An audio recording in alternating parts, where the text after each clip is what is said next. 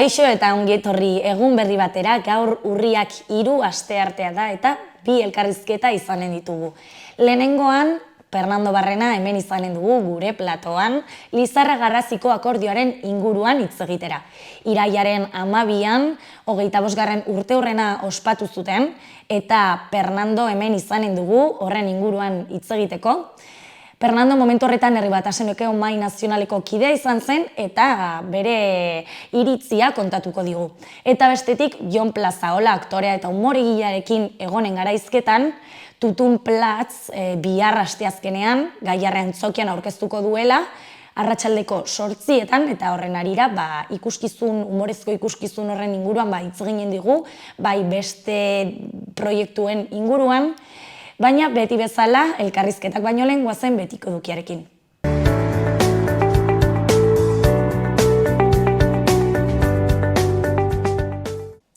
Goazen orain gaurko efemeridekin. Gaurko egun batean, baina 1974an, Amerikako Estatu Batuetan Richard Nixon presidentaren aurkako epaiketa hasi zen Watergate auzia. Urte batzuk geroago, 1994an Goenkale telesaila ETV batean estreinatu zen. 2015ko abenduaren 21ean amaitu zen. Egun berean, baina 2005ean Arantzadi Zientzia Elkarteak duela 15.500 urteko hainbat lepoko aurkitu zituen Debako Braille Haitz leizean. Eta bukatzeko 2013an Lampedusara zihoan ontzi bat hondoratu zen eta ondorioz Somaliako eta Eritreako 376 migrante hil ziren. Bizirik erreskatatuak 155 ziren, baina beste hainbeste Mediterraneoko uretan galdu ziren. Ikusiko dugu aste honetako agenda. Asteazkenean irakurketa kluba, Ibai Ertzeko ipuina. Angel Errok dinamizatuta Oiane Amantegiren Ibai Ertzeko ipuina izango dute hizpide Burlatako irakurketa klubean. Arratsaldeko 7etan Burlatako liburutegi publikoan. Jon Plazaola Tutun Platz. Jon Plazaola bere sorlekura, bere sehaskara itzuli da Tutun Platz humorezko ikuskizun berriarekin. Taula gainean, bere lehen agerraldia egin zuenetik 23 urte pasa diren honetan, berriz ere stand-up formatuko bakarrizketari heldu dio. Hori bai, 23 urte zarrago, 23 urte jakintsuago eta 23 urte kabroiago. Gaiarre Antzokian arratsaldeko 8etan, sarrerak 10 eurotan. Ostegunean, ipuin kontaketa, zuaitzek dena dakite. Virginia Albirak zuaitzek dena dakite ipuin kontaketa eskainiko du Uharteko liburutegi publikoan, arratsaldeko 5:00. Ipuin kontaketa bideak. Bideak ipuinaren kontaketa egingo dute arratsaldeko 6:30 Lezkairuko Marabillas Lamberto plazan. Nio komikiaren aurkezpena. Nio komikia aurkeztuko dute Miren Artetxe, Eli Pagola eta Maitane Gartzehandia egileek. Solasaldi ilustratua eskainiko dute Irati Majuelo gidari. Laban arratsaldeko 7:00. Ostiralean bideak dokumentala eta solasaldia. Bideak Aritz Gamboa Artzainak egindako ikusentzunezkoa eta solasaldia eskainiko dute. Arratsaldeko 7:00 Arangurengo udaletxeko erabileran hitzeko gelan. Doako sarrera edukiera bete arte. Larun batean Marisolasak bazterretan. Marisolasak bazterretan LGTBIQ+ jaurdunaldia egingo dute urriaren 7an Iruñean Kondestable jauregian. Goizeko 10etan hasiko dira egitarauarekin webgunean kontsultatu dezakezutena. Esan Erran irratiaren 25. urteurrena. Esan Erran irratiaren 25. urteurrena ospatzeko bertso saio musikatua antolatu dute. Maialen Lujanbio, Nerea Ibarzabal eta Julio Soto izango dira bertan. Gari Otamendi eta Isak Arruti musikari eta Inigo Ibarra gai jartzaile. Eguerdiko 12etan Santurbeko Baselizan Gaskuen. Tailerra familiendako lantegiak, sormen lantegiak familiartean. Tailerra Iturramako Zibiboxean goitzeko 11etatik ordu batetara. Mariokerrak nola esan izan boiera euskaraz liburuaren aurkezpena. Mariokerrak nola esan izan boiera euskaraz liburuaren aurkezpen eta solasaldia eskainiko dute. Kepa Jekorak aurkeztuko du eta Amaia Alvarez eta June Fernandez izango dira bertan hizketan. Arratsaldeko 5etan Laban. Aurrendako antzerkia, aurre eta familiendako antzerkia, Gure Oio, Mari Motroio eta Txokolatezko Etxetxoa. Mendillorriko Zibiboxean arratsaldeko 6:30. Roten 13 bira amaierako kontzertua. Bi urte pasa dira taldeak aurrera diskoa atera zuenetik, eta aurretik aurrera hainbat hilabeteko su-etena egingo dute. Hala ere, burkide guztioi gonbitea zabaltzen dizuegu azken Baioneta karga honetara etortzeko. La Inquisición eta Day Drinker taldeak ere bertan izango dira. Garesaretoan arratsaldeko 8etan. Basotik itsasora 2.0. Basotik itsasora dantzaz konpainiaren produkzio lana da. Dantza eta bainat gerekaren ikusentzunezko produkzioa uztartzen ditu ikuskizunak. Senda berri zikloaren barne Zangozako Carmen Auditorioan arratsaldeko 8etan. Sarrerak 8 euro eta gazte txartelarekin 5 euro. Igandean Nafarroa Oinez 2023. Etxarriaran atzen ospatuko da Nafarroa Oinez eta hauxe da egitaragua.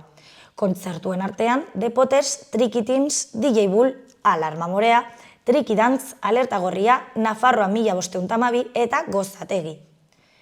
Arrainak bihotzean antzezlana. Marmar Teatro taldearen eskutik Arrainak bihotzean antzezlana taulartuko dute. Arratsaldeko 6etan Antsoaingo antzokian eta sarrerak 4 eurotara. 130 gamaza da emanaldia. Labriteko frontoian goizeko 12etatik aurrera. Aurten la gamazada gertaera historikoaren 130. urteurrena ospatzen da. Gamaza ministroak Nafarroako zerga araubidea zabaltzeko asmoaren aurkako herri iraultza izan zen. Basotik itsasora 2.0. Basotik itsasora dantzaz konpainiaren produkzio lana da. Dantza eta bainat gerekaren ikusentzunezko produkzioa uztartzen ditu ikuskizunak. Senda berri zikloaren barne, Berrioplanoko Maria de Maeztu kulturretxean arratsaldeko 7etan. Sarrerak aldez aurretik 5 eurotara eta txarteldegian 6 eurotara. Itsasbehera antzezlana. Agertokian 2 aktore. 2 gizabanako beraiek eraikitako mundu batean bizi dira. Unibertsoak planik ez duela sinetsita, egotea erabakitzen dute. Ondo eta elkarrekin egonean. Bizitza konplexua dela sentitzen dute, ez duela merezi borrokatzea eta aldi berean, burdinazko borondatearekin bizitzeko beharra dute. Arratsaldeko 7etan Leitzako herri aretoan.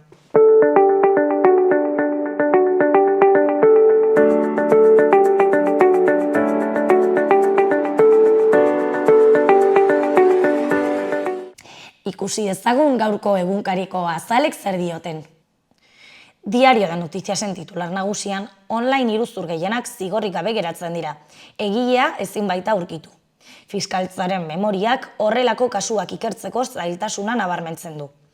Aurretiazko eginbideen irekiera 2021ean 1681 izatetik, 2022an 1527 izatera igaro da. Bigarren eskuko objektuen salmenta eskaintzean egindako delituak nabarmentzen dira. Eskuinean batetik Volkswagenek hitzarmena eta ekoizpena absentismora baldintzatzen ditu. Bestetik Pantxo Egozkoe pilotu ohia istripu batean oso larri zauritua. Behan Iruñeko auzoen erradiografia. Arrotsapea da jendetsuena. Lezkairuk du batez besteko adingazteena eta zabalguneak hartzen du 100 urteko jende gehien. Argazki nagusian protesta elkarretaratzea atzo ikastetxeko patioan. Titularrean, Erreniegako familien erreklamazioa hezkuntzara. Lehen hezkuntzako 2. mailan 3. lerro bat irekitzeko eskatu dute. Eskuinean batetik Sumarrek airean utzi du Sánchezen inbestidurari emandako babesa. Feijóok protestaren bideari eutsi dio eta Bartzelonako martxara joango da. Esparzak hauteskundeak errepikatzea eskatu du, erregarekin izandako elkarrizketaren ostean. Bestetik 13 pertsona hil ziren Murtziako diskotekek ez duten baimenik. Bukatzeko Mojika Baja Bernabeun lekzioagatik. Osasunak 500 bat sarrera jarri ditu salgai larunbateko partidurako. Diario de Navarrako titularrean Murtziako tragediako diskoteka ia 2 urtez itxita zeraman. Udalak ez daki azaltzen zergatik ez zen gauzatu lokalaren itxiera. Argazki nagusian, Javier Esparzak Felipe VI agurtu zuen atzo, Zarzuela jauregian egindako topaketan. Titularrean, Sánchez erregarengana joaten da gehiengo bat izan gabe. Esparzak erronda ireki zuen eta Bilduk Sánchezen alde zeren truke egingo duen azaltzeko eskatu du. Eskuineko berrietan batetik emakumea ikasketak dituena eta langilea voluntarioaren profila. Nafarroan 2851 pertsona daude erregistratuta eta kopurua bikoiztea bilatzen da. Bestetik, Azpilagainan kezka denda txikien itxierengatik. denda gutxiago eta lof gehiago auzoko joera. Bukatzeko, Inma Eskritxe biriketako minbiziak jota dago, eta dio badakiela ez duela biriketako minbizia sanatuko, baina kronifikatu egin nahi duela. Garako titular nagusian, Isilune beste inbestidura saio baten hasieran. EAJ isilik geratu zen Aitor Estebanek Zarzuelan egindako bileraren ondoren. EH Bildu ez baitzen bertaratu. UPNek hauteskundeak errepikatzea nahi du. Argazki nagusian Patxaran sasioa da, Likore Nafarraren sekretu guztiak. Basaranak aski heldurik daude mendian eta plantazioetan. Patxarana da Nafarroako edaririk bereizgarriena, eta bere beratzerako ezinbesteko den fruitu nagusia lantzen den leku bakarra dugu herrialde hori. Eskuinean batetik lakuak brigada mugikorrean sartzeko plazak handitzea erabaki du. Bestetik Marcel Penaren erreportajea. Tituluan, etorkizuneko erabakia, zuhaitzak edo zementua. Jarraian, Kontseiluaren lehenbiziko lemazaina eta itzultzaile oparoa zendu da, Xabier Mendiguren. Bukatzeko Xabi Zurutza motoziklismoaren hitzak. Amets bat bete dut, baina lanean jarraitu behar dugu, helburua MotoGPa da. Berrian argazki nagusian Xabier Mendiguren berezi hartu. Titularrean, bizitza oso bat euskarari. Euskalgintzaren Kontseiluko idazkari nagusi, idazle, itzultzaile, euskaltzain urgazle, hizkuntzari eta horren sustapenari lotuta bizi izan da Mendiguren. 78 urterekin zendu da. Beko argazkian, Juan Gorriti artista hartozkin galdu eta orain berreskuratu diren obrei begira atzo Iruñean. Titularrean bere hitzak, erantzunak exigitzen ditugu eta falta diren obrak itzultzako ere bai. Itoizko urtegiaren aurka mobilizatu zirenek Nafarroako gobernuari eskatu diote argitu dezala zer gertatu den hartozkin duela 20 urte galdu ziren artilanekin. Eskuinean amaitzeko hizkuntza gutxituen ituna betetzeko eskatu dute Kontseiluak eta behatokiak. Amaitzeko Euskal Herria Irratiko berri nagusian, Erreniega ikastetxeko hainbat familiak D ereduko 3. lerroa zabal dezala exigitu diote hezkuntza departamentuari. Zizur nagusiko Erreniega ikastetxeko hainbat familiak lehen hezkuntzako 2. mailan 3. taldea sor dezala exigitu diote Nafarroako gobernuko hezkuntza departamentuari. Atzo lauterditan elkarretaratzea egin zuten. Beste berrian, euroituna urratu egiten dela salatu dute behatokiak eta kontseiluak. Nabarmendu dutenez, Nafarroko gobernuko lanpostuen 3% soilik dute euskarazko profila, hezkuntza alde batera utzita. Foru administrazioarekin prozedura elektronikoen 17% soilik egin daitezke euskaraz. Eta txibiteren exekutiboak ez du euskara sustatzen eremu ez euskaldunean. Amaitzeko pop kulturari buruzko bideo-podcasta abiatu dute Eneko Garziak eta Daniel Pascualek, Euskal Herria Irratian. Pop kulturari buruzko bideo-podcasta estreinatu dute gaur Euskal Herria Irratian. Eneko Garzia eta Daniel Pascual ditu aurkezle, Albina Estradus eta Divina Komedia drag queenenen gibelean dauden bi artistak. Bi travesti eszeptikoen ikuspuntua pop kulturaren inguruan hala definitu dute saioa haiek beraiek.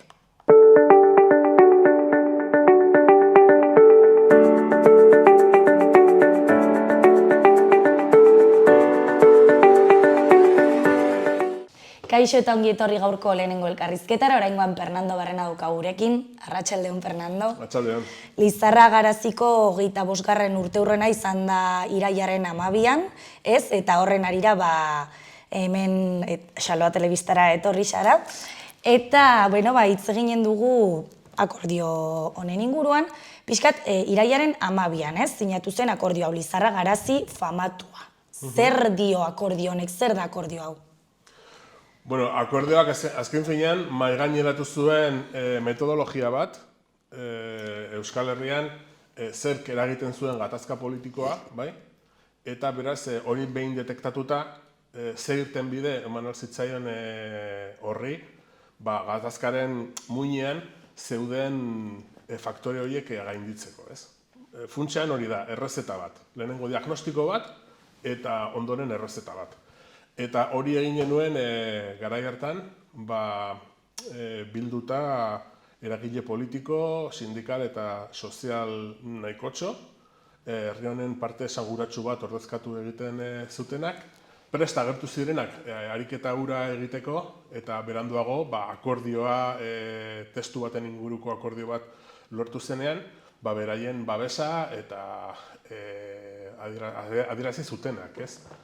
Nire ustez horrek markatu egin zuen mugarri garrantzitsu bat euskal politikan, eta bai, orain 25 urte gertatu zen, eta nik uste dut ongi dagoela gogoratzea, harek nire ustez onura handiak ekarri egin zituelako, eta egun eztabaida politikoan oso ohikoak diren termino batzuk lehenengo aldiz plazaratu zituelako eta jarri zuelako plaza publikoan, ez? Eta nik uste dut nahiko zor diogula horri, eta oraindik ere errezeta horrek bere balioa badaukala.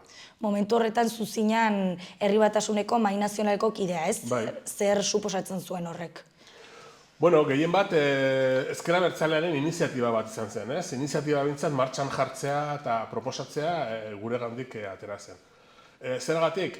Nagusiki testuinguru politikoa oso nahasia zelako momentu hartan, ez? Gogoratu behar dugu, adibidez, momentu hartan,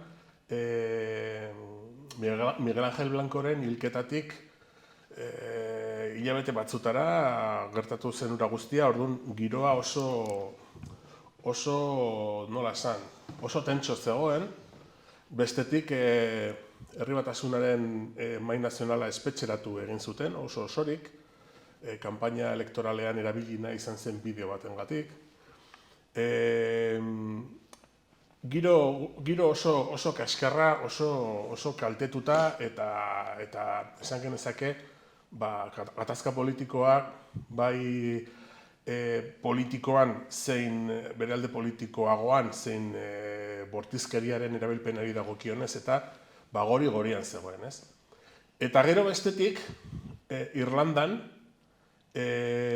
urte askotako gatazka politiko bati ari zitzaion konponbidea ematen, ondoren, 98 hartan, Aste Santun, Aste Santuko akordioa lortu egin zelako, harek izan zuen 10-12 urte lehenagoko lanketa politiko oso bat, eta guk oso gertutik jarraitu egin genuena, eta azken finean, 98ko Aste Santu hartan, medio guztietan agertu zen Irlandan bake akordio bat sinatu egin zela, oso gatazka zailean eta urtetan eta ezaguna izan dena, eta oraindik ere badana, eta guk egin genuen hausnarketa bat, zangen Irlandakoa bezalako gatazka politiko batean kapazak izan badira, ados jartzeko eta irtenbide amankomun bat bilatzeko, zergatik ez gara hemen kapazak izango, ez? Orduan guk, hausnarketa xume horrekin,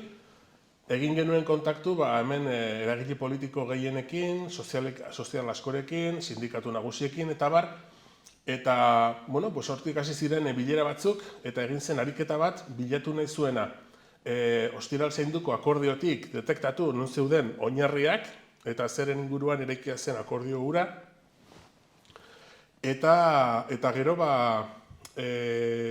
horrek ze aplikazioa izan lezakeen Euskal Herriko egoera politikoan, ez? Orduan gauza asko zeuden baliagarri zirenak, beste batzuk ez, oso lokalak zirelako, baina ariketa hura egin genuen, ez? Irlandako foroa aditu izan zitzaion ekimen ari. Eta orduan horretik genituen bake akordioa posibilitatu egin zuten faktoreak, dokumentu batean bildu egin genituen, hori izan zen lehenengo urratsa, eta bigarren urratsa izan zen goazen aztertzera oinarri horien balizko erabilpena edo balizko aplikazioa zein izan liteke Euskal Herriko testuinguru politikoan. Eta hor egin zen beste dokumento bat, eta horri ditu zitzaion Lizarrako akordioa. Lizarrako akordioa, 98ko irailaren 12an sinatu zelako hemen Lizarran, eta bigarrenez, hurrengo astean, Donibane Garazin egin zen beste bilkura bat, non gehitu ziren sinatzaile gehiago eta bar, eta horregatik gero deitu egin zitzaion Lizarra Garazi akordioa, ez? Hala ere, egun gutxi batzuk geroago, etak suetena iragarri zuen, eta zer gertatu zen? Bai, horrek ere ekarri egin zuelako hainbat mugimendu politiko, ez? Besteak beste, importanteenen artean, ekarri egin zuen, bai EAJak zein Eusko Alkartasunak garai hartan akordio bat sinatu zutela ETArekin. Eta orduan, akordioa zen gutxi gora bera, alderdiak konprometitu egiten zirela hainbat punturen inguruan, eta horren trukean etak erabakitzen zuela sueten bat ematea, ez? Guk, txalo handiz hartu egin genuen akordio hori, eta baita ere etaren erabakia, eta orduan, ez dakizen bat egun beranduago, baina egon ze sueten bat, eta horrek ireki egin zuen ia urte terdiz, epe politiko bat, non joan zen beste giro bat eraikitzen, nahiz eta esango dizut, hasieratik bertatik, Lizarran izan zen sinaduratik hilabetera, hauteskundeak egon zirelako Euskal Erkidego autonomikoak, eta hor ja emaitzak ikusi eta horrean eman zitzaion erantzuna nolabait ikusi genuelako susmo bat piztu egin zuen hain zuzen gehien bat Eusko Alderdi Jeltzalearen aldetik ez zegoela borondate nahikorik Lizarra Garazi akordioak eskaintzen zituen bide horietatik aurrera egiteko, ez? Eta hori izan zen bukaeran, eta, hala ere, resistentzia handia egon zen akordioa hiltzen usteko, egia dalako ilusio eta etxaropen handiak piztu egin zituelako, eta eragile, ez bakarrik eragile politikoen aldetik, baizik eta herri eragile askoren aldetik, egon zelako saiakera oso intensoa eta oso benetazkoa, arek funtzionatu zezan, ez? Baina, 1989ko abendura arte iraun zuen. Eta zerk egin zuen huts? Huts egin zuten gauza desberdinek. Nik uste dut, lehenik eta behin, esan dizudan bezala, hauteskunde haietan, urriko haietan, ezker abertzaleak erabili zuen formula izan zen Euskal Herritarrok, eta Euskal Herritarrokek atera zituen emaitzak oso onak izan ziren, eta PNV-renak, EAJ-renak ez hainbeste, ez? Eta beraz, nik uste dut, EAJ-ko, zuzendaritzako esparruan, atera zuten ondorioetako bat, izan zela, Lizarra Garazik sortutako giro politiko berriak, bakarrik egiten ziola mesede ezker abertzaleari, eta EAJ kaltetu egiten zuela elektoralki, ez? Eta beraz hor, nire ustez, erabaki egin zuten eskuko balazta botatzea, eta, gozak mantxotu eta beste perspektiba batean kokatzea, ez? Orduan lehen esaten nizun bezala, arek ez zuen erabat moztu irekita zegoen momentu politiko berri hori, gauzak egin zirelako, gogoratzen dut udalbiltza jarri egin zela martxan garai hartan, eta oso gertakari importantea izan zen, eta hauteskunde haietatik sortu egin zen Gasteizko parlamentuan Euskal Herritarrokek babes parlamentarioa eman zion EAJ-PNV koalizioari gobernatzeko, eta orduan gauzak egin ziren amankomunean eta bar, ez?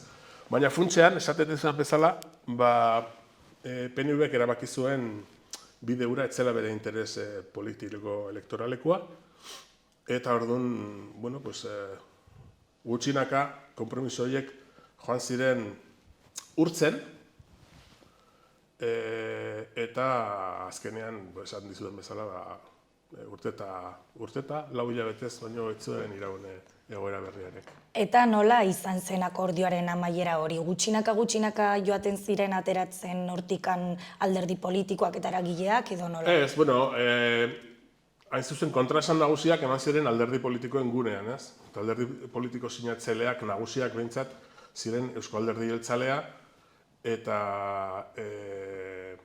ezker abertzalea, momentuetan Euskal Herritarroken bidez, eta bazeuden beste sinatzaile batzuk, ezker batua bat zegoen ere bai, Nafarrokoa eta Euskal Erkidego Autonomoko ere bai. Baina gehien bat, adibidez, sinatuta gutxira udalbiltza jarri zen martxan, ez? Eta udalbiltzak momentu hartan, akordatuta zegoenaren arabera, bete egin behar zuen paper garrantzitsu bat lehenengo Euskal Instituzio Nazional bezala, gorpuzteko instituzio bezala, diru hornitzeko, eta bar, ez? Bueno, ura etzen osatu bai, eta oso ekitaldi ederra egin zen Iruñean Carlos Hirugarrena zen zine areto hartan, orain ja ez da existitzen, uste dut, ez? Ez da existitzen. Eta, bueno, hortik gutxira ikusi egin zen EAJ-ko kidegoa erretiratzen ari zela akordio horretatik, ez? Bazegoela erabakia, bueno,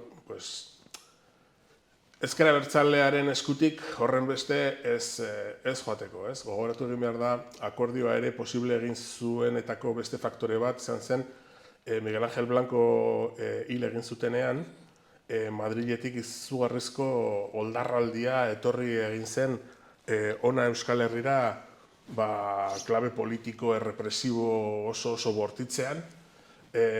Hasieran, hainbatzuk pentsatu zuten hori bakarrik ezker abertzalearen kontrako mugimendu bat zela, baina segituan adibidez EAJ-ko beste abertzale asko konturatu egin ziren ura ez zela bakarrik ezker abertzalearen kontrako oldarraldi bat, baizik eta abertzalego osoaren kontrakoa, ez? Eta horrek PNV-ri adibidez moztu egin zizkion zubi guztiak politika gintza espainiarrarekin, alderdi sozialistarekin, alderdi popularrarekin, eta nolabait, behartu zituen, EAJ-ko kideak, ezker abertzalerantz begiratzeko aliantzei zegokienean posibilitate erreal bat bezala. Ura hasi zen esploratzen, egin ziren gauzak, Lizarra-Garazi akordioa esplorazio berri horren baitan kokatu egin zen, nire ustez, harremanei dagokienean, abertzaleen arteko harremanei zegokienean, garai berri bat edo sortu zen hor, baina esan dizudan bezala, gero beraiek lehenengo mugimenduen balantzea egin zutenean, eta erdera esaten den bezala, aztertu zutenean la cuenta de resultados, ikusi egin zuten ura etzela dinamika politikoki eta elektoralki errentagarria bere egintzeko. Nola bizi izan zenunzuk urte hori, pertsonalki, maila pertsonalean? Bueno, gogoratzen dut, urte oso ona izan zela, ez? Gogoratu egin behar da, 98 ari gara. Ura aurretik, pareko egoerarik edo ezagutu egin genuen 10 urte lehenago, 80ko hamarkadaren bukaeran, Argeleko elkarrizketetan eta gobernu espainola egon zirenean, eta arek ere ekarri egin zuen zueten luzeska bat, beste giro bat eraikitzen hasia zen, baina formatu honetan, saiakera berri honetan, Argelen ez bezala, menpekotasunak, eskema horren menpekotasunak ez zeuden begiratzen, edo klabeak ez zeuden begiratzen Madrilera, Madrilek nola erantzuten zuen, o gobernu espainolak zer egiten zuen, baizik eta euskaldunen arteko nolabait, interlokuzio bat eta eztabaida bat osatzea, eta orduan oso zentratuta zegoen hemengo eragile politiko eta sozio-sindikaletan, ez? Eta arek, oso parte interesantea zeukan, azken finean, hemengo alderdi, sindikatu eta eragile sozialen arteko interlokuzioa oso potentea izan zelako, eta nik uste dut emaitza handiak eman zituelako, eta oso ilusionagarriak. Baina, nik uste dut utzi egin dituela gauza hon batzuk etorkizunerako, eta irakasbide batzuk behintzat bai, ez? Eta nik uste dut urrengo urteetan gertatu egin ziren gauza guztiak, eta oraindik ere, pendiente dauzkagun gauza batzuk, begiratu dezakete, hor eman zen akordio horretara, etorkizunean ere gauzako beke egiteko. Hori galdetu behar duzu. Esan nahi dute, orain dela 25 kontu batetaz ari gara, ez? Eta batek esango du, arkeologia politiko ariketa bat. Bada, pixka bat, ez? Gauzak gogoratu egiten direlako, baina nik ondorioztatuko nuke, momentu hartan egin zirela aurrera pauso batzuk, kontzeptu batzuk jarri ziren mahai gainean, oraingo honetan ere nire ustez baliagarriak direnak etorkizunari aurre egiteko. Ze aurrera pauso adibidez. Adibidez, lehen esaten izun hori, Lizarra Garazi, Argeleko saiakeran ez bezala, euskal eragile politiko eta sozialen arteko adostasunean jartzen zuela azpimarra, Nolabait filosofia zen, hemen filosofia edo modu desberdinak dauzkago, Euskal Herria zer den ulertzeko, eta Euskal Herriak etorkizunean zer behar duen erabakitzeko orduan, Oso diferentzia, normal, zilegiak, danak gure ama eta gure aitarenak garelako, Baina, nolabait, egin zen ariketak bilatzen zuen Euskal Herria ulertzeko modu ezberdinen arteko akordio bat, bai? Akordio horrekin ondoren joateko Madrilera edo behartzen tokira esateko, Ez gara EAJ edo Ezker Abertzalea edo Izquierda Unida, ez, hemen dago herri oso baten ordezkaritza, finkatu egin dituenak etorkizunari begirako minimo amankomunak puntu hauetan eta hauetan, Eta puntuek ziren erabakitzeko eskubidea, eta irtenbidea edozein zela, kontutan hartu egin behar zuela Euskal Herriaren osotasuna. Igual ez errezeta berdina Euskal Herria osatzen dugun lurralde guztiontzako, baina bai akordio baten baitan lurralde guztiak hartuta. Orduan, bi puntu horiek oso importanteak ziren. Eta esaten nizun lehen, nik uste dut, momentu honetan ere badugula hortaz zer ikasia, Azken finean, momentu honetan, Horren Madrilen investidurarekin dabiltza, Eta ikusten ari gara, horren Sánchez hasiko da bere investidura pixka baten negoziatzen eta prestaketa hortan. Ikusiko ditugu Euskal Herri Jeltzalea, Sánchezekin, ez dakizen negoziaketa egin duen, eta bozka emango diola positiboa, ez dakizeren truke, eta ez dakize kompromiso atera diolako. Euskal Herria Bilduk gauza bera, Euskal Herria Bildutik, esango dugu begira hauek dira gure lehentasunak, hau, honi modu positiboaren antzuten badiozu, babesa emango dizugu, eta bar. Eta hori dago, baina hori motz gelditzen da, Nire ustez, Lizarra Garazik irakatsi zigun, Euskal Herriarentzako lorpenak handiagoak direla, Madrilera ez alderdi bezala, baizik eta herri bezala joaten garenean. Azken finean ikuste dut, ez EAJak bere aldetik, ez Euskal Herria Bilduk beretik, ez daukagula eskubiderik gure bakartasunean herri oso bat ordezkatzeko. Hori ez da zilegia eta gainera ez da erreala, Eta nik uste dut Euskal Herriak etorkizunean behar duen gutxieneko errezeta horren aplikazioaren esaten genuena, erabakitzeko eskubidea eta lurraldetasuna, printzipio horiek oso kontutan hartzeko eta benetan emaitza errealistak eta iraunkorrak eman ahal izateko behar dutela Madrilen aurreko herri interlokuzio bat. Ez joatea Madrilera negoziatzera gobernuarekin mandezagun alderdi bezala, baizik eta lehenik eta behin hemen Euskal Herrian eragile nagusien arteko minimotako kontsentsu bat bilatuta. Momentu horretan zein zen estatuaren jarrera? Estatuaren jarrera oso bortitza izan zen, Estatuaren jarrera momentu horretan Alderdi Popularra zegoen. Pribatuan beti bezala diot, zeren elkarrezketak eta gauza hauek eta ukatzen direnean, eta esaten denean ez dugu inoiz, ez dakin honekin hitz egingo, eta horiek dira, niri esperientziak esaten dit, horiek direla beti posizio komunikatiboak, kitxo, Eta pixka bat, antzespen bat.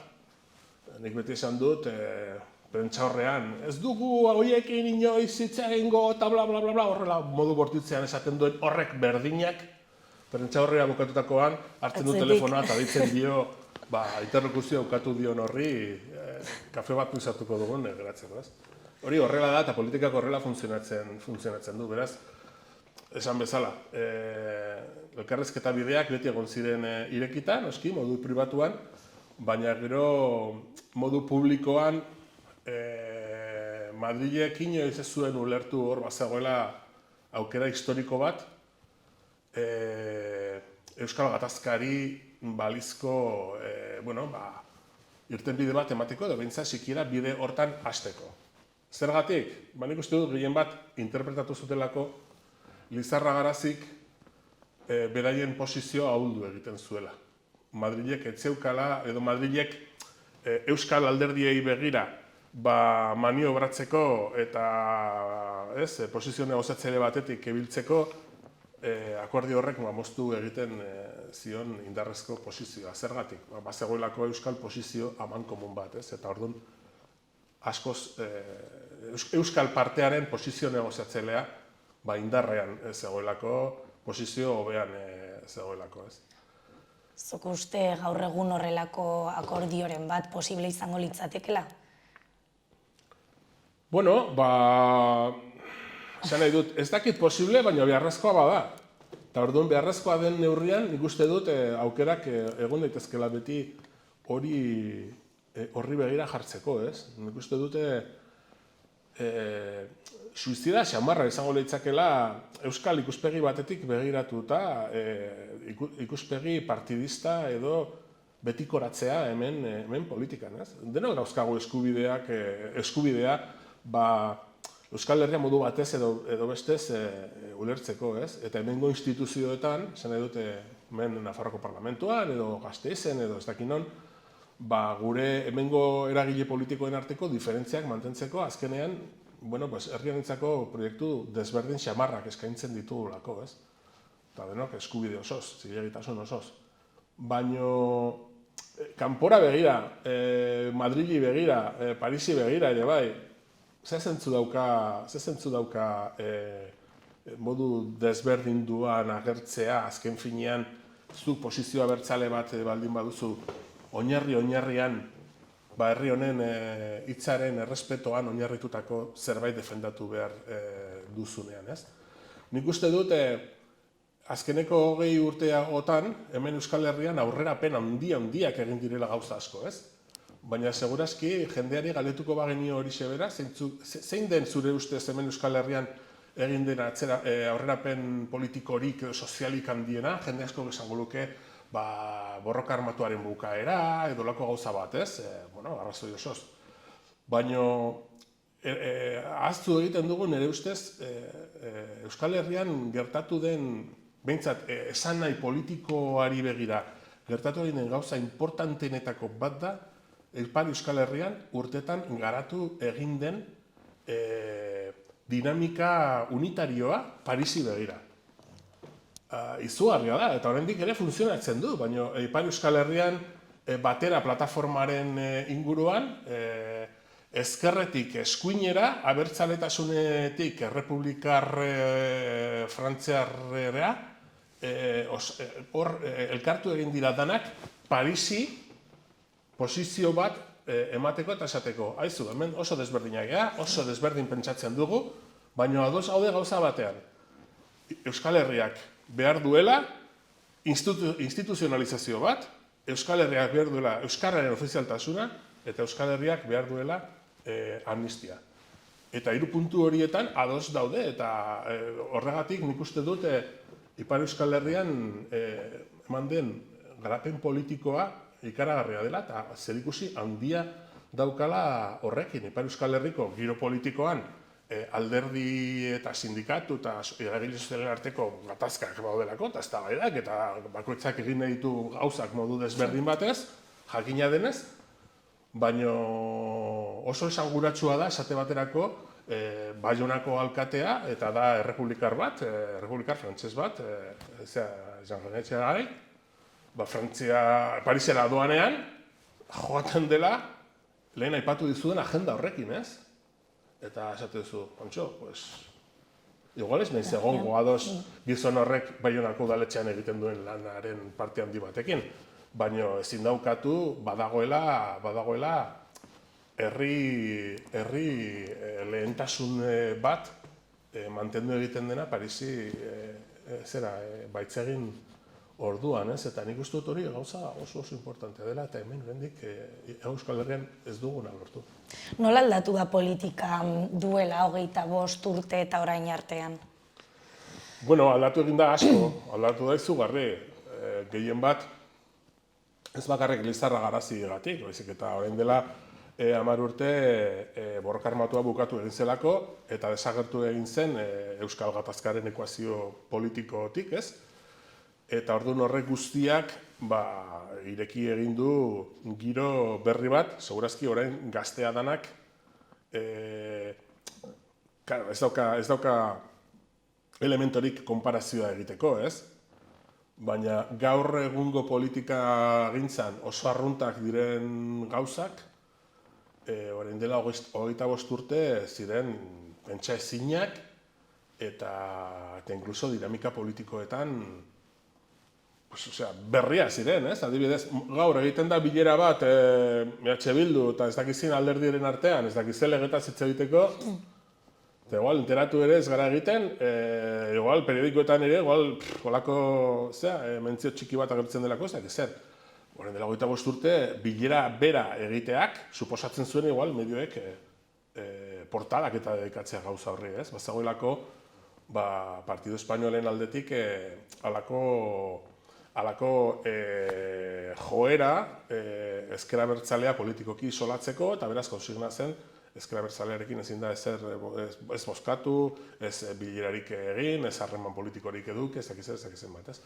Oraindik ere hori ez da erabat gainditu, baino ez dauka zer ikusirik lehen zegoen giro hori eta egun daukagunaren artean, ez? Nik esango nuke egungo politika gintza Euskal Herrian askoz helduagoa dela eta zentzu horretan pozgarria dela ikustea komunikazio kanal guztiak irekita daudela normaltasun handiz, eta errepikatzen dizut. Telebistara etorriko zaizu norbait esaten beraien alderdiak ez duela inoiz egingo EH Bildurekin, ez dakin horekin, eta segurazki arratsalde horretan bertan izango du bilera EH Bildurekin ez dakiz erraz hitz egiteko. Gauzek horrela funtzionatzen dutelako, ez? Baina batzuk, nahiago dute oraindik ere beren buruari mugak jartzen jarraitzea, ez? Baina hori ez da realitatea. Zuk uste alderdi politiko guztiek daukatela oroitzapen onak akordio horren inguruan, edo urte horien inguruan? Danek ez, baina Lizarra Garaziko sinatzaileak izan zirenek, nik uste dut oroitzapen onak badituztela. Bai, oroitzapen onak esan nahi dut, nahiz eta gero batzuk balantzea egin zutenean, erabaki egin zuten arek jarraitzerik ez zeukala, ez zielako mesederik egiten, eta hori guztia, jarraituko dute berdin pentsatzen, suposatzen dut. Baina emotibitateari dagokionez, nik uste dut denok daukagula oso oroitzapen ona. Lizarra Garazik euskal politikagintzan lehenengo aldiz ireki egin zuelako kolaborazio politikorako esparru bat ikaragarri berria, ikaragarri interesgarria eta oso potentea zana, ez? Lizarra Garazik ez zituen bakarrik bildu alderdi abertzaleak, Izquierda Unida adibidez ere bertan bazegoen, alderdi karlista ere gogoratzen dute ere bazegoela, batzarre ere gogoratzen dute ere bertan bazegoela. Zea alderdi gelditu ziren kanpo? Estatu mailako alderdiak, espainolistak, alderdi sozialista eta UPN-PP ziren egon. Baina, eta gero sindikatuei dagokienez, gauza bera, komisiones eta OGT ziren egon, baina LAB eta ELA bai. Arek Euskal Herria osoa ordezkatzen zuen? Ez, nik uste dut ez. Baina, bueno, izan zen, momentu hartan egin zen ordezkaritza gaitasun horrerantz aproksimaziorik hurbilena, ez? Baina herri honen gehiengo politiko eta soziala ordezkatzen zuen, nik esango nuke baietz. Eta batez ere ordezkatzen zuen herritarren artean zegoen giro erabat gogor, trakets, bortitz, tentsioz betetako hartan, ordezkatu egiten zuen herritarren gehiengoak zeukan nahia politika beste parametro batzuetan instalatzeko. Ze pertsona ezagunekin egon zinen momentu horietan? orain oroitzapen honak Euskal Herrikoak. jartzazuenan, bai. Bai, bueno, pues, esango nuke, Eusko Alderdi Jeltzaletik adibidez gogoratzen naiz, izugarri sartuta zeuden Joseba Egibar, oraindik ere aktiboan dagoena, orain dela gutxi arte Gipuzkoako diputatu nagusia izan den Markel Olano, horiek ziren PNV-tik gehien bat mugitzen zirenak, Labetik Rafa Díez, Elatik Jose Lorrieta, Eusko Alkartasuneko burua zen Begoña Errasti, gero berarekin koinziditu nuen ere bai Nafarroako Parlamentuan.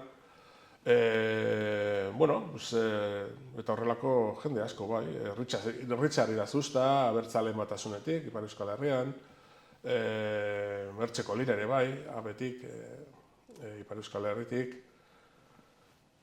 Bai, Jose Miguel Nuen, bazegoen tamino, bazegoen ere bai hor Ezker Batuaren aldetik, Nafarroko Ezker Batuaren aldetik, jende asko. Eta zure politika egiteko modua aldatu dela uste duzu? Arez geroztik? Bai. Ez pertsonalki, esan nahi dut, ni beti saiatu izan naiz, gauzak garbi edukita ere, eta agian aldaketarako edo margen txikiak zeudela aurreikusita ere, beti saiatu izan naiz inori hitz egiteko aukera ez ukatzearen aldekoa, eta nik uste dute dinamika horrek hortan izan zuen oinarri, interlokuzio oso sendo batean, ardura politiko eta sindikala eta soziala zeukaten eragile ezberdinen artean. Eta nik uste dut hori funtsezkoa dela benetan aliantzak lortzeko. Hemen herri honetan, bai hiru eremu horietan, eremu sozialean, eremu sindikalean eta baita politikoan ere oso fragmentazio handia dago, ez? Eta horrek berez eskatzen du mantentzea harremanak eta oso koipeztuta eta, sortzea halako harreman onak, inkluso pertsonalak, askotan gauzak aurrera atera ahal izateko, ez? Eta nik pertsonalki horrela ulertu izan dut politika beti, eta nik uste dut hori dela baitzak ematen dituen errezeta. Zuk uste gaur egun zure ideiekin buru gogorra zarela edo eskuzabala zarela esango zenuke? Nik uste dut ezagutzak egiten zaituela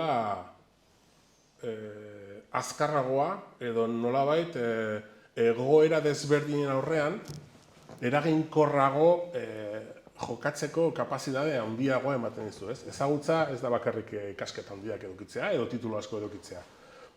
Baita ere esperientziak eta aritzeak berak, ez? Orduan, nik uste dut alde horretatik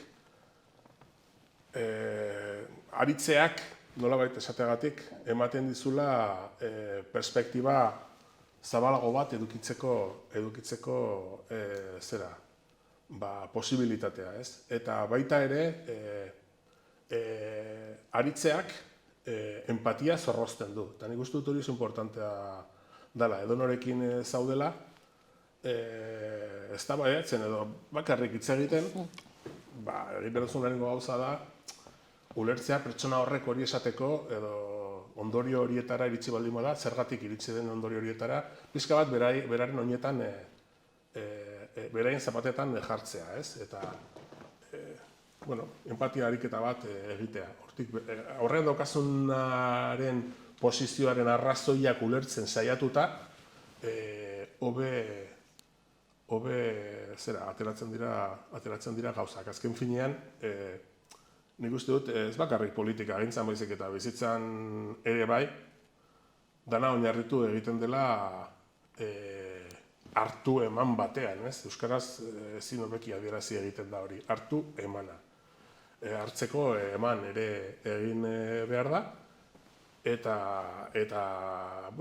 bilatu egin behar direla parte guztiak eroso sentitzen diren akordioak. azkenean indartu egiten danean irtenbide bat, zeinean batek asko ateratzen duen, zirkustantziengatik, eta beste batek oso gutxi edo ez da kontent ateratzen, akordio horrek ez du iraungo, balioko du hurrengo eguneko prentsan, ez dakiz irudikatzeko, baina ez du eragin politikorik izango, ez duelako funtzionatzen. Orduan, horren modan dagoen, win-win estrategia horieketan nik uste dut aspaldian inventatuta zeudela.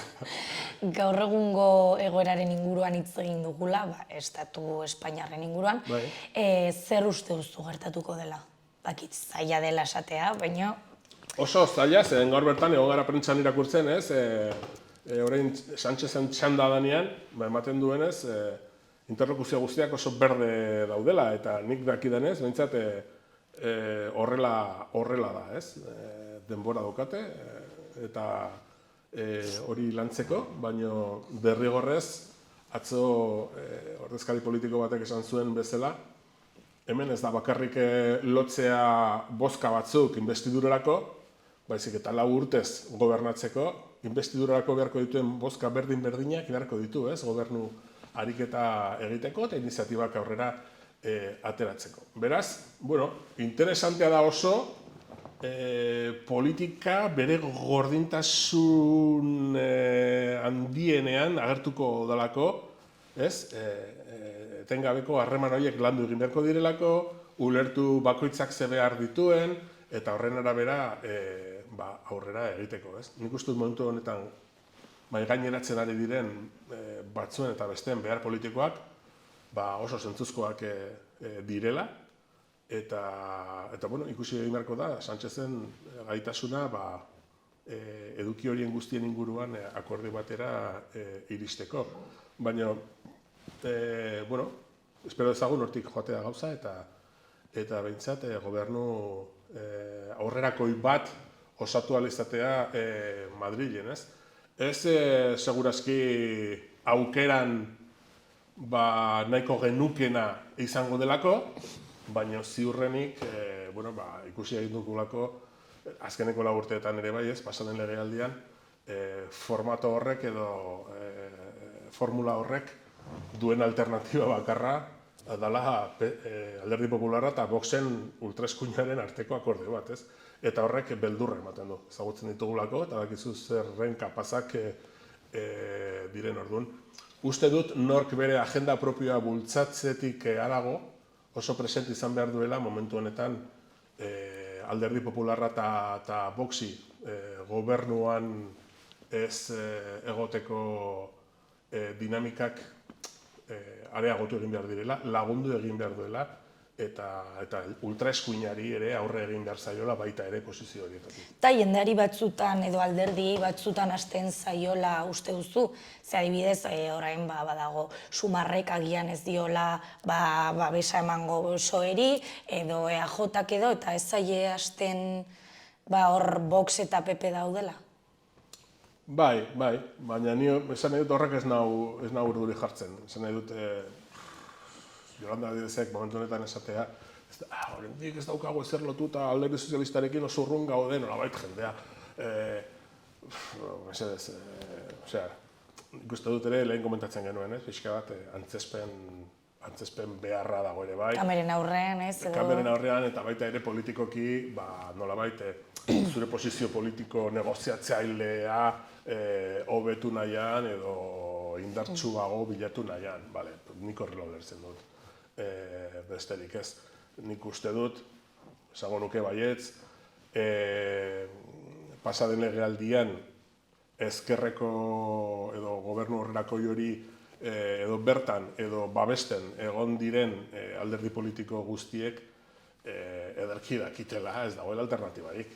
Ez dakitela. Osea, badakitela, jakina badakitela. Eta beraz, momentu hortik ja abiatzen dira, eta horrek ahuldu egiten du, nolabait posizio negoziatzailea, azken finean PSOEk ere badakielako horiek guztiek inoiz ez dutela mugimendurik egingo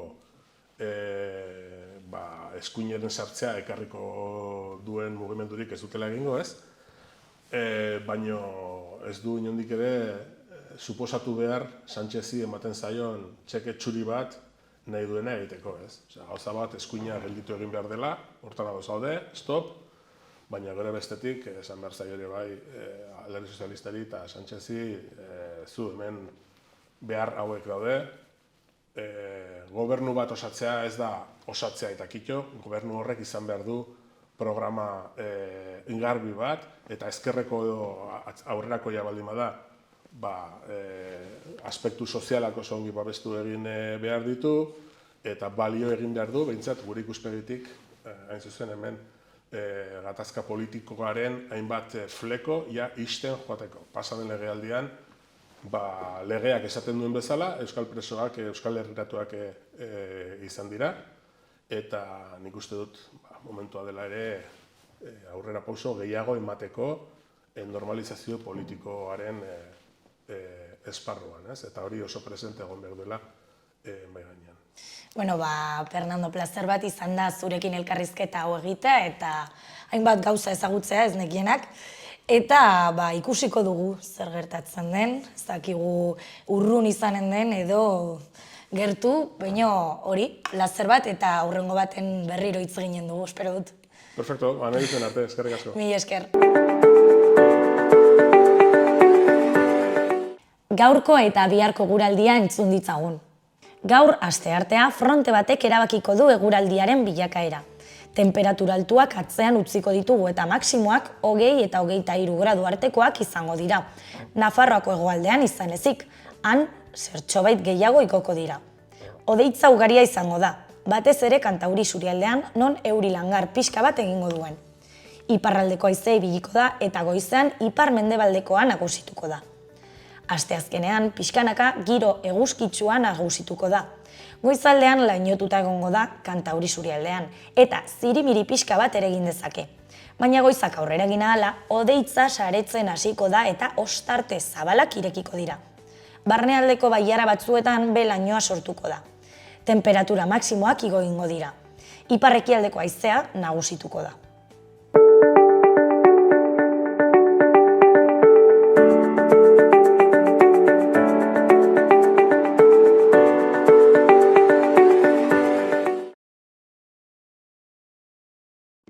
Bai, orain bai.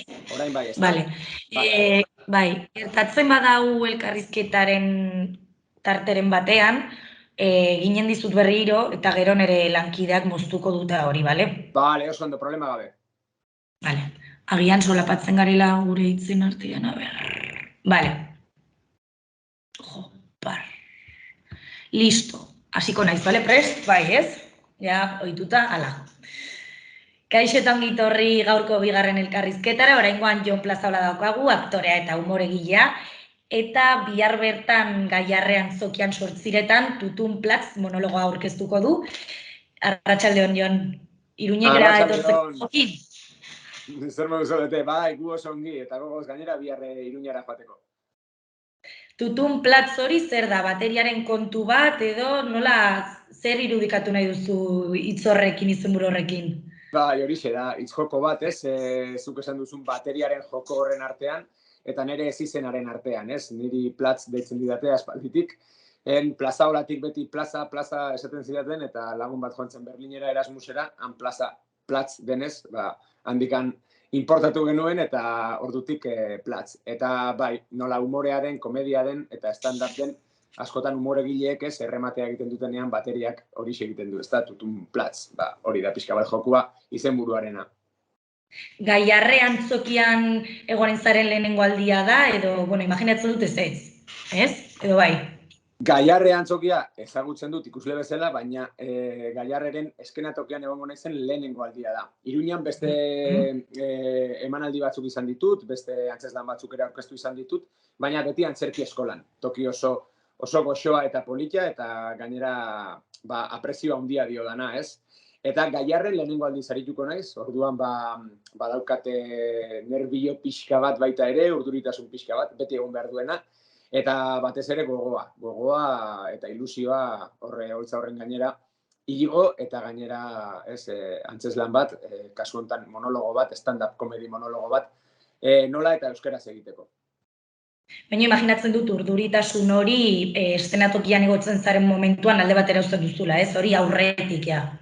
Bai, egia esan, gainera bakarrik noanetan, ez, beste antzeslan batzutan ere banabil, taldean, beste taldekidekin eta bar, eta taldekidekin nagoenean aurreko minutu horiek lasaiagoak izaten dira. Baina egia da, bakarrik noanean, oholtzara atera aurreko, ez dakit, ordu erdia, ordu laurdena, oso poliki pasatzen dela eta urduritasuna areagotzen juten dela. Hori bai, behin ni ateratzeko jartzen duten musika entzuten dudanean, edo lehenengo hanka holtza gainean jartzen dudanean, urduritasun hori desagertu egiten da, horrek adrenalinari ematen dio paso, eta hortik aurrera ja gauzak hobeto jaten dira. Horrek ez ni benetan gozatzen. Konta iguzu pixkat ikuskizun honen sorrera, nola sortu zen, noiz? Hau sortu zen nik uste dut hasi nintzara lehenengo lerroak idazten edo, 2023 honen hasiera aldera edo. Argi naukan berriz ere itzuli nahi nuela stand-up formatura, ni horrekin hasi nintzelako hain dela urte pilo bat, baina ez dakit, horrelako zirkuito eskutuago batean edo underground zirkuito batean, ez?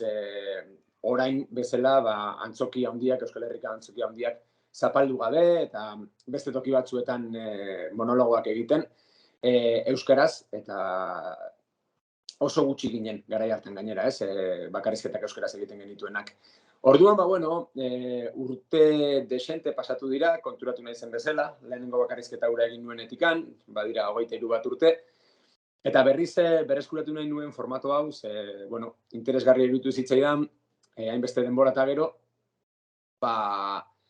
berriz ere formatu horri heltzea eta ikustea zer dan aldatu dena, zer ikasi dugun ibilbide honetan, ea berriz ere pixka bat sentsazio hori nola sentitu dezakedan, ez? Stand-up komedian azkenean holtza gainean dagoena, pixka bat biluzik geratzen da ikuslegoaren aurrean, baina oso polita da hor jartzen den harreman hori, zuzenekoa dalako, ez? Kasu batzuetan antzerkian bezala, laugarren pareta deitzen zaion hori egoten dena, eta ikusle hutsak direlako, ez? Hontan parte hartu dezakete, ez bakarrik nik esan diezaiokedalako zerbait ikusleari, baizik eta komunikazioa parez parekoagoa dalako, zuzenagoa dalako, eta holtza gainean dagoen pertsona horrek ez duelako pertsonaia bat interpretatzen, baizik eta bere burua interpretatzen du, edo ez dakit, kasu batzuetan bere buruaren ez dakit, bertsio exageratuago bat, baina norbera dela, alegia. Orduan horrek asko erazten du holtza gainean dagoenaren eta publikoaren arteko harreman hori. Nik badakit zer den stand-up formatua, baina agian publikoak ez daki, azta iguzu pixkat horrela labur zer den stand-up. Bai, stand-up formatua da, uste dut bai Ingalaterratik eta Estatu Batuetatik inportatutako formatu bat, eta da gehiengo behintzat monologo bezala ezagutzen duguna, ez da? Horre 2000 urte hasieran eta boom handi bat egon zen El Club de la Comediarekin, horrek ekarri zuen baita ere jendearen gogo hori eta grina hori piztera, eta asko hasi ziren garai horietan stand-up edo monologoak egiten, ezta? Nei gustatzen zait orain gehiago stand-up esatea, orain gainera berriz ere beste loraldi bat dagoelako monologo hauena eta bar, eta plataformetan ere Netflixen eta bar adibide pilo bat ikus ditzakegu, bideo pilo bat, komiko pilo batenak, eta gustatzen zait stand-up esatea ze monologoa antzeslan bat ere izan daiteke. Nik berez ere badaukat beste antzeslan bat, irabazi izenekoa, hortxe antzerki eskolan ere aurkeztu dudana, eta irabazi monologo bada, bakarrizketa bat da, ni bakarrik ari naizelako, baina irabazin bai egiten dudala pertsonaia bat, dekoratu baten barruan, eta istorio jakin bat kontatuz. Antzeslana da, bakarkako antzeslana, baina monologoa baita ere. Orduan hau da stand-up. Eta stand-up da, azkenean ohituta gaude formatu hori kontsumitzen, eta da komiko bat, gauza, ez dakit, eguneroko gauza normaletaz hitz egiten, edo nunbaiten fokoa jarriz kritika bat egiten, baina pixka bat gehiago norbera izanaz eta normaltasunez eta eguneroko gauzetaz hitz egiten. Zer kontatuko duzu, zer gai jorratuko dituzu adibidez? Bueno, esan bezala, konturatu nahi zenez, lehenengo monologo hura egin nuenetik urte asko pasa direla eta bagoa zela, pixkanaka, logikoa da bezala, urteak betetzen eta hori da albiste honena, egongo da tarte bat gure belaunaldiko eskenitakoa, ez? Millennial belaunaldiari eskenitakoa.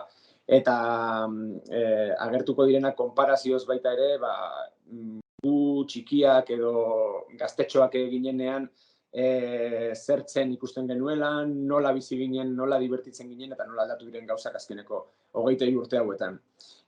Baita ere, badago bloke garrantzitsu bat, niretzat oraintxe divertigarria bezain unkigarria dena, aitatasunari buruz hitz egiten duena, ze orain dela 5 hilabete aita izan nintzen, eta pixka bat gure Teo txikiaren ibilbide motx horrek material asko eman dit gero bakarrizketan sartzeko. Eta gero badaude beste gauza gehiago ere.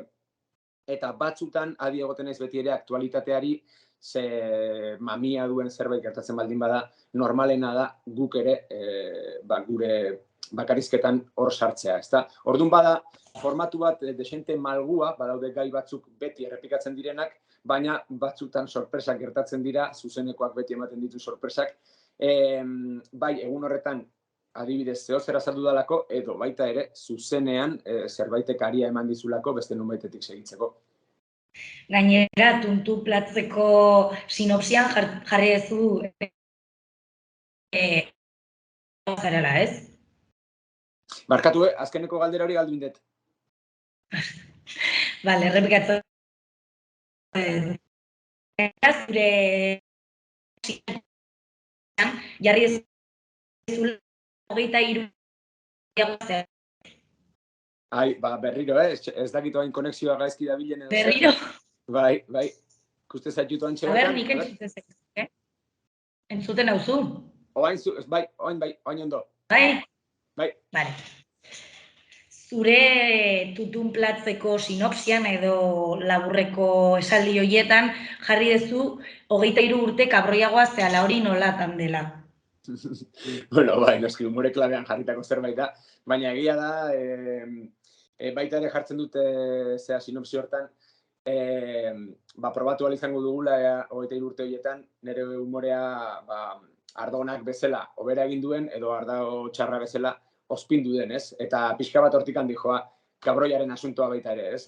Urteekin humorean ikuste dut ospindu baino zorroztu egiten zaigula. Begirada ere bai, eta agian inozentzia baten, edo noizbait izan dugun inozentzia baten galera horrek eramaten gaitu pixka bat nola baita esateko, ez da, kabroiago izatera, baina zentzurik onenean.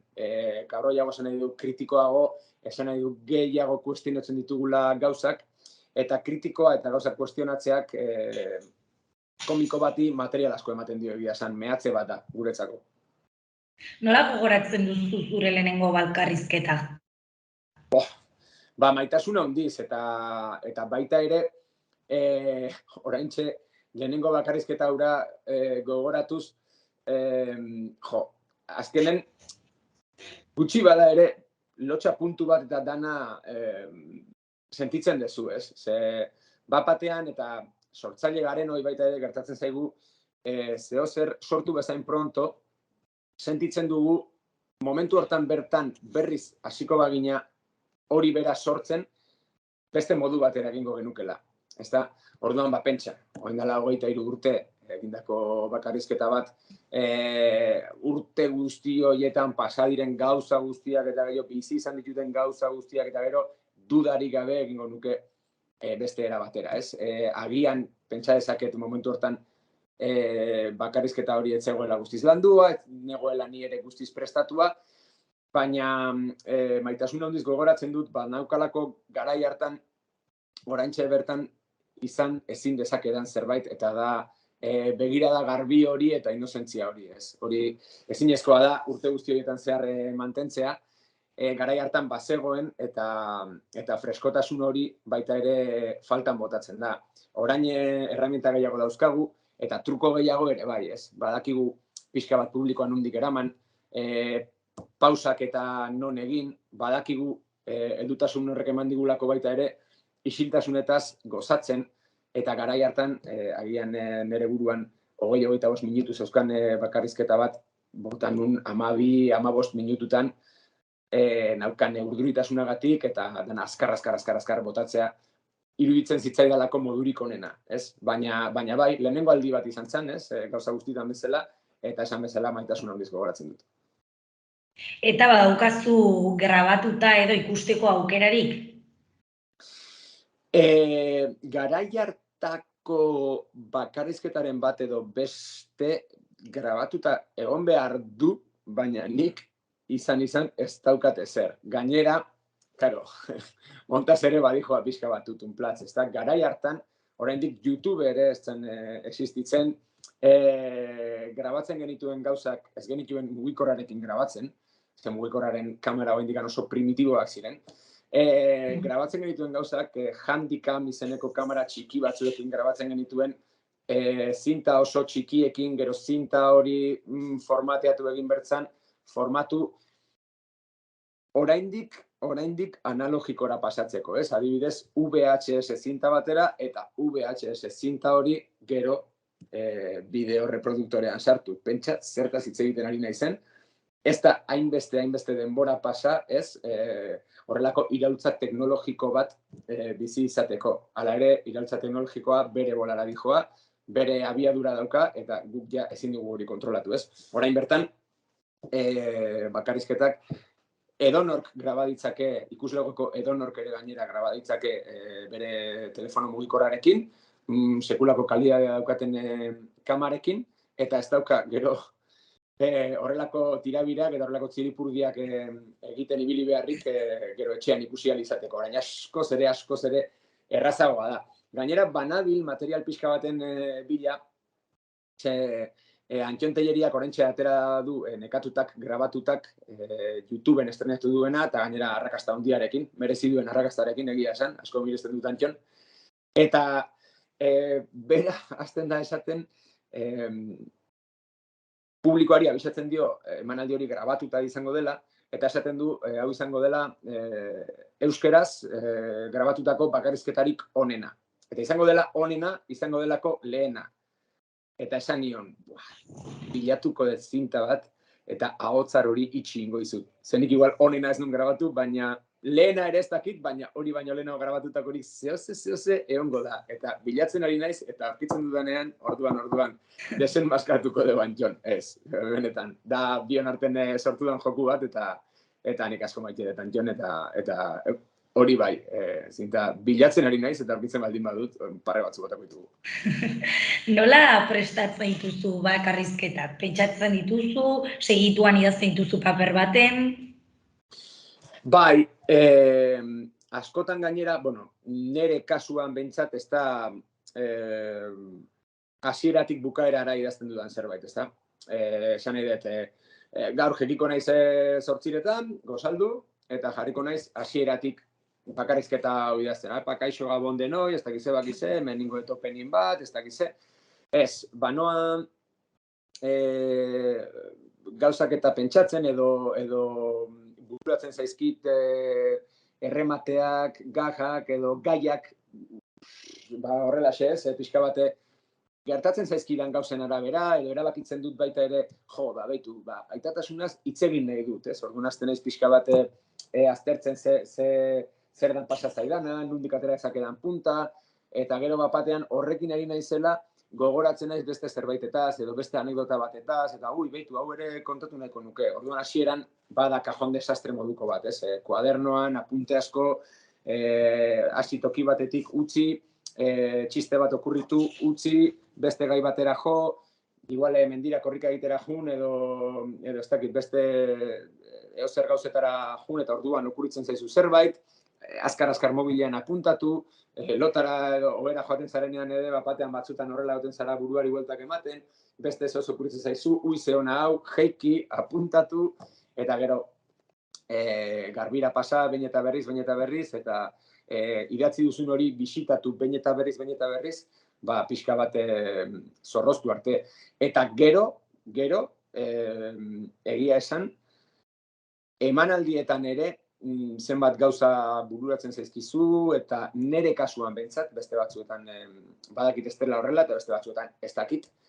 Giroia ia ez da inoiz guztiz itxita egoten, ez? Beti dago irikia gauza berriak sartzeko. Orduan esan daiteke, eta igual marketing herramienta ona da, esan daiteke tutunplatzen emanaldi bakoitza desberdina dela. Osea, improvisazio puntu bat egonen dela, ez? Bai, noski, eske gu gainera hasi ginen gaztetxetan, kafeantzokietan, tabernetan, monologoak egiten, esan bezala el Club de la Comediak boom handi bat sortu zuen eta horrek eragin zuen bai jendeak bakarrizketa programatzen hastea edozein egoeratan, ez? Herri bazkariak, bertsolarien ondoren, bertsolarien aurretik, bertsolariekin, eta mila egoera desberdinetan. Orduan, batean aurkitzen zenuen zure burua, ez zuke Club de la Comedian ikusten zenituen komikoak bezala, ez da, antzoki batean,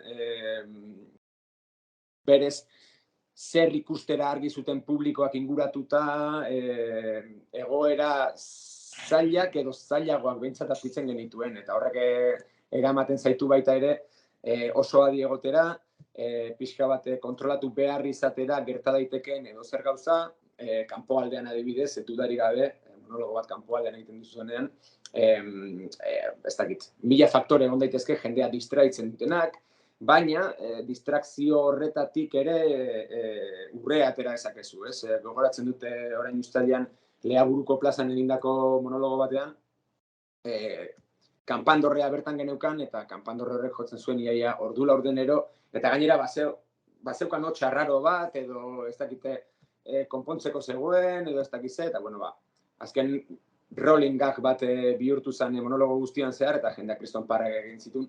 Zek jendeak bai apreziatzen duela baita ere, batekotasun hori, ez? Eta ez dana itxita eta buruz ikasita eramatea. Freskotasun hori jendeak eskertu egiten du. Lehen aipatu duzu ez zeudela hainbeste bakarrizketa euskaraz, gaur egun uste duzu badagoela jendea bakarrizketak euskaraz egiten dituena? Lehen baino askoz gehiago, eta hori albiste oso pozgarria da. Gainera, pertsonalki oso pozik eta oso unkituta gainera nago gai horrekin, ez? Ze egia da gu hasi ginenean oso gutxi ginela, egoten zirela baita ere saiakera batzuk horri bultzada emateko, baina agian ez zuten saiakera horiek oso puntualak ziren eta ez zuten behar zuten kontinuidadea, behar zuten jarraitasun hori, ez?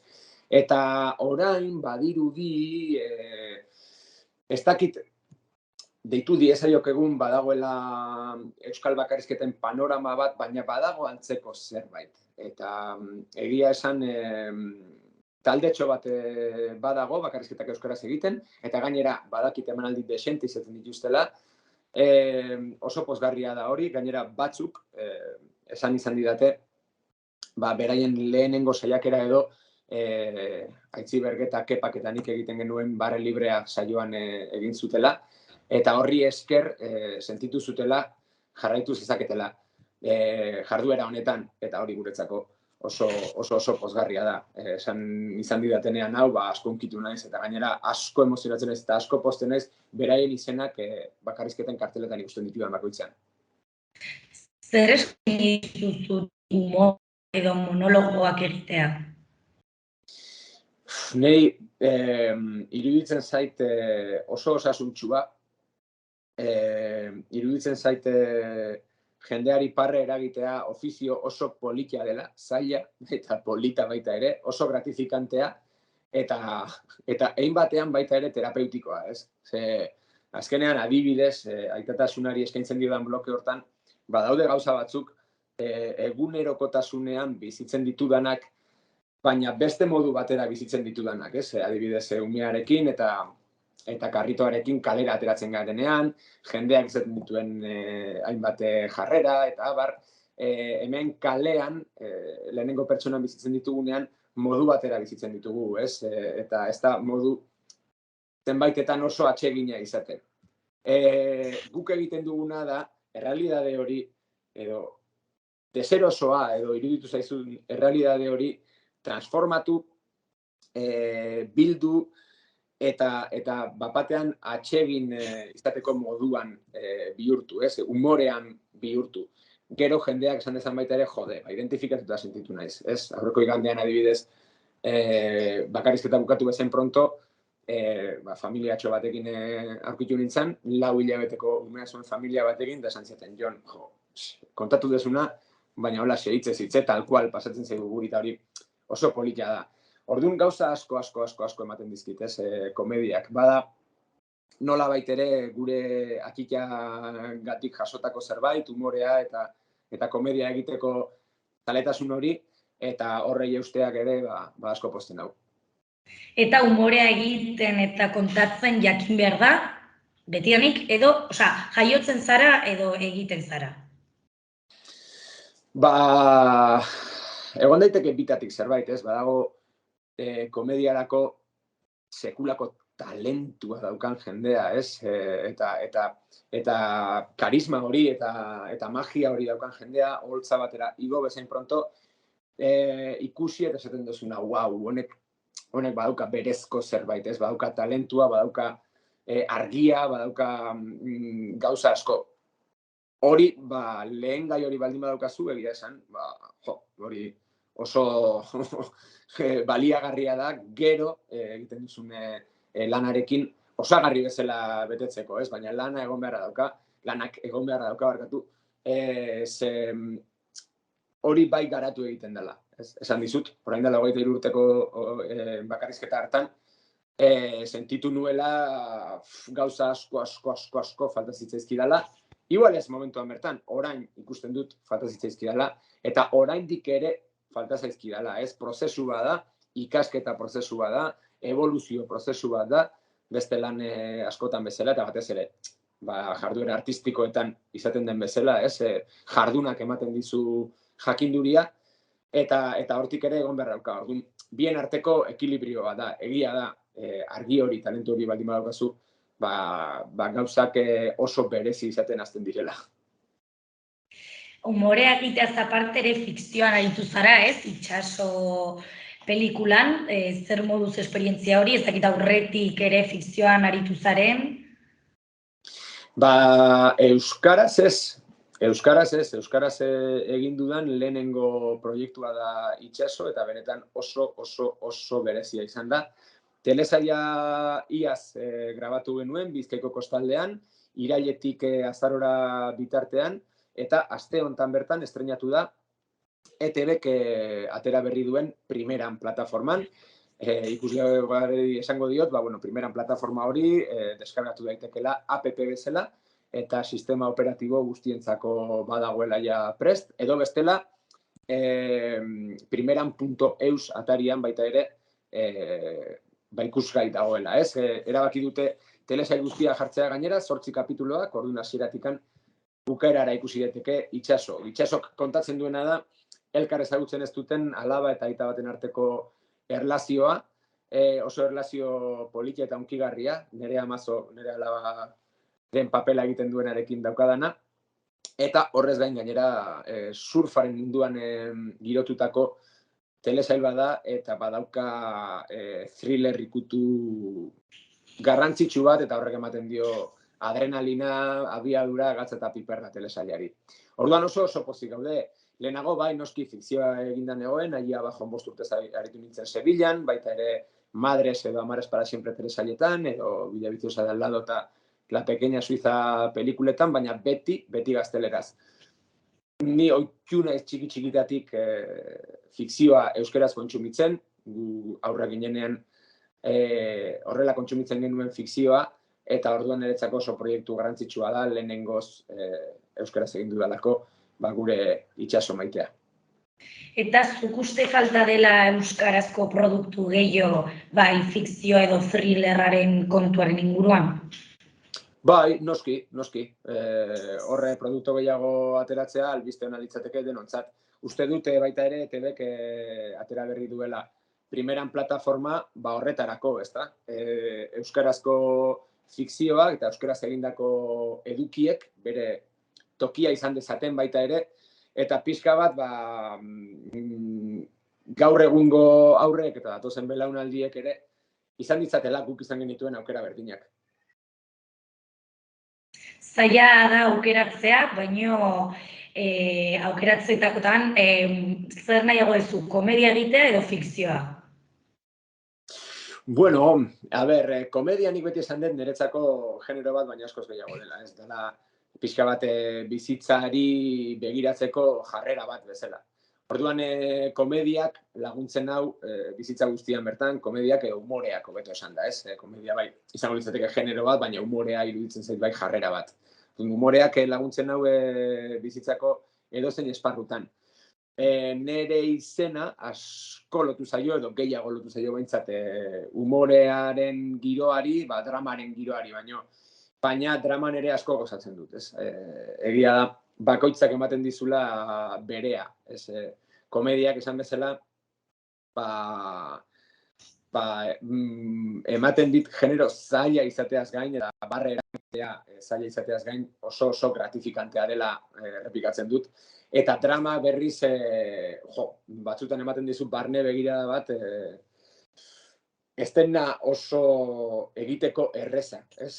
Askok esaten dute zailagoa dela barre eragitea, negar eragitea baina ez dakit da. Gu barre eragitera ohituta gaudenontzako alderantziz ez ote den. Zergatik ikusi beharko genuke Tutunplatz? Bueno, azkenean estandar formatuko beste ikuskizunetan bezala, uste dudalako ikuslegoa identifikatua sentituko dela.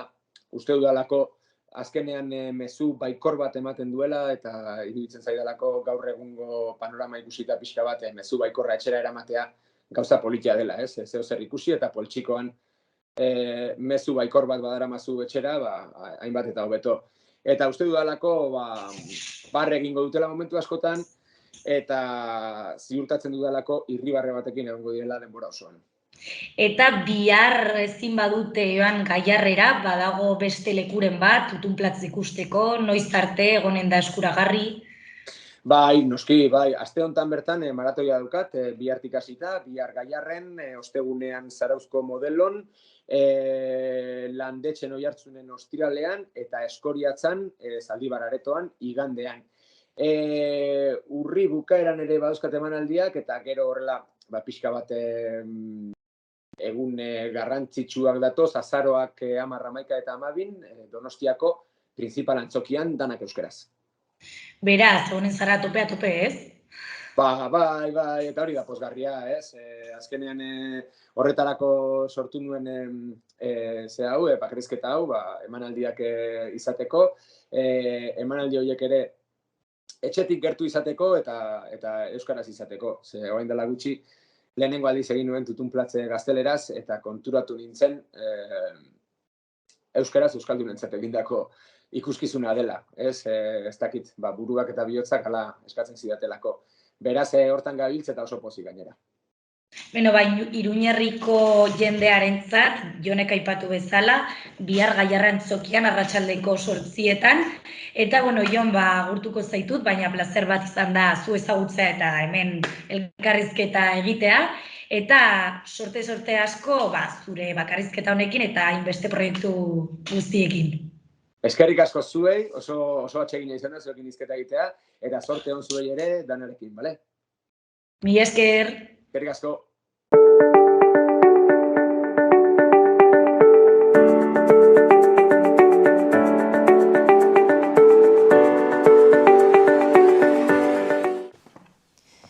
Mila esker beste egun batez hemen gurekin egoteagatik eta beti bezala bihar elkarrizketa berriekin eta eduki berriekin hemen egonen gara.